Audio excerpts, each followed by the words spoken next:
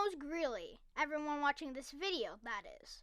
He is the definition of a lone wolf in Animal Jam Play Wild. Even his friends won't know whatever he is up to. But once upon a time, the shadowy but very much needed alpha retired, and everyone thought the same thing. Why? Today I've scoured all of Greely's notes, needs, suspicions, and yes, I did play every single Animal Jam Classic adventure to document what he did. Kind of. You see, in order to figure out where Greely went, we need to think, where did he actually go? Jamont Township would be too obvious. It's the main lobby. Appondale and Canberra Outback are too deserted and doesn't seem like anywhere Greely would want to go. And Mokuahi is just a little bit too small. Mount Chevere is not only deserted, but very, very cold. Crystal Sands is out in the open, and a lot of jammers may go there because of the Fun in the Sun-esque vibe it possesses. Sarapayo Forest just seems like a not good place to go, and it wouldn't be a wise decision. The Lost Temple of Zios and Coral Canyons are also out in the open, but that just gives us nowhere. Unless we look at the Animal Jam Classic map. Of course, Greely is a wolf and can't breathe underwater, so he probably won't be in Bahari Bay, Crystal Reef, Kenai Cove, or Deep Blue.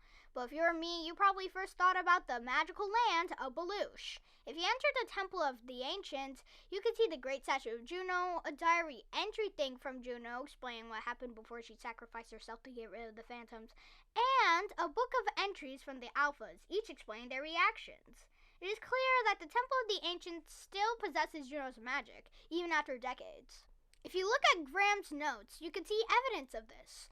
Quote, lifelike, stone too fresh, should be corroding after so many years. What materials were used? It is important to take notice of Greely's entry. He wrote down as if he were really talking, but if you look closely, he had been writing like he was talking to Juno, partly, and that he would be back to talk to her again. But I could see that the Alphas decided not to go back again, because we hadn't heard anything about Juno yet after that. Was it because Greely truly thought that he could use Juno's power in the Lost City, Lost Animal Jam Play Wild, that he quit? He was the most against the Phantoms, despite having a shadow sense to him. But had he truly quit for that answer, just to stop the Phantoms? Or was it a different reality?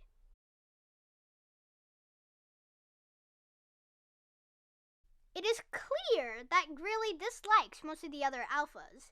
He would probably call names and say that Peck is too energetic, that he is jealous of Sir Gilbert, Lisa's heart was too strong for her brain to work, Grant was too invested in inventions, and Cosmo was a plant bug scrub. But maybe he disliked them because of something they did. Maybe, just maybe, Greely would have wanted to figure out how to stop the Phantoms in his own genius way, but the Alphas were getting in his way by interfering with his plan. For example, in the adventures, Greely was really infuriated at the Alphas by sending you down to rescue him, before he needed to actually be rescued, and in his eyes, they were destroying his one way to stop the Phantoms. It's not possible he feels the same way in the Animal Jam Play Wild universe. The Alphas were ruining every step that he possessed, blocking every pathway to progress, and only now he had realized that fulfilling his dreams was as simple as retiring. And no, that's not the end of this video, as we hop into the final chapter. Surely I've cleared up everything. That's just what you, the viewers, think. Well, a lot of theories are missing, and what mine won't be missing is the fact of what happens after.